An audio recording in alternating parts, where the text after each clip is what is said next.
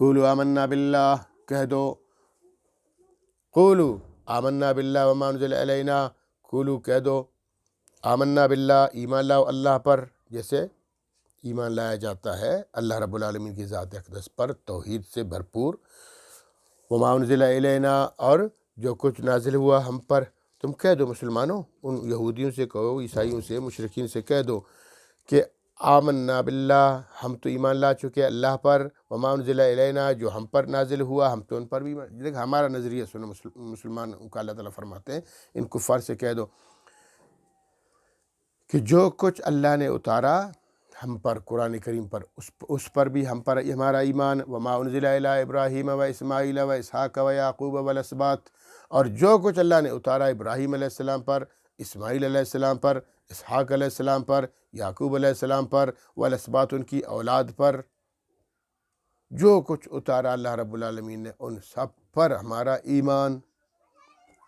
وما اوتی موسیٰ و عیسیٰ، جو کچھ اللہ نے اتارا موسیٰ علیہ السلام پر، تورات اتاری، و عیسیٰ، جو کچھ اللہ نے اتارا عیسیٰ علیہ السلام پر، یعنی انجیل اتاری،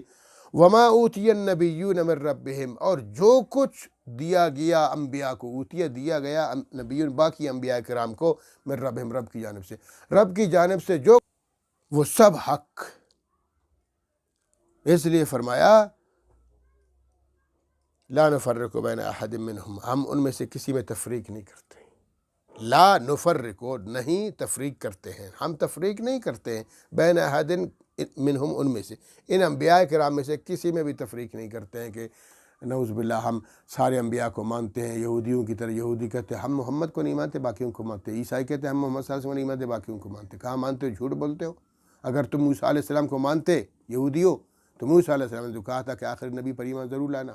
تو تم اپنے نبی کو نہیں مان رہے ہو۔ عیسائیوں، تم اگر حضور کو نہیں مانتے ہو صلی اللہ علیہ وسلم، اپنے نبی کو مانتے ہو، تو تم بھی تو جھوٹ بول رہے ہو، اپنے نبی کو کہاں مانتے ہو؟ تمہارے نبی نے خود کہا تھا مبشرن، خوشخبری سنائی تھی لوگوں کو، من بعد اسمہ احمد یاتی من بعد ہی، میرے بعد پیغمبر تشریف لائیں گے اسمہ احمد، ان کا نام احمد ہوگا، تو خود فرما گئے، اور تم تو نہیں مانتے ہو۔ اگر تم اپنے نبی کو واقعی مانتے ہو تو حضور کو ماننا پڑے گا کہ تمہارے پیغمبر نے فرمایا،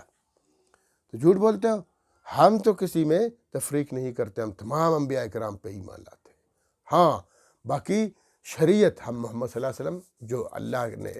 اس دین کو قرآن کریم میں احکامات بتائے اس پہ چلتے ہیں، کیونکہ یہ قرآن کریم ناسخ ہے تمام ادیان کے لیے، باقی ادیان اب ختم، اب اللہ کے احکامات یہ ہیں، ان پر چلو بس۔ باقی احترام تمام آسمانی کتابوں کا احترام ہی نہیں بلکہ ایمان سمجھتے ہیں اپنا، انبیاء کرام کا احترام ہی نہیں بلکہ انبیاء کرام پر عقیدت کو اپنے ایمان کا حصہ سمجھتے ہیں ہم لوگ۔ ایک نبی کی تھوڑی سی گستاخی کرنے کو بھی ہم کفر سمجھتے ہیں۔ اس لیے فرمایا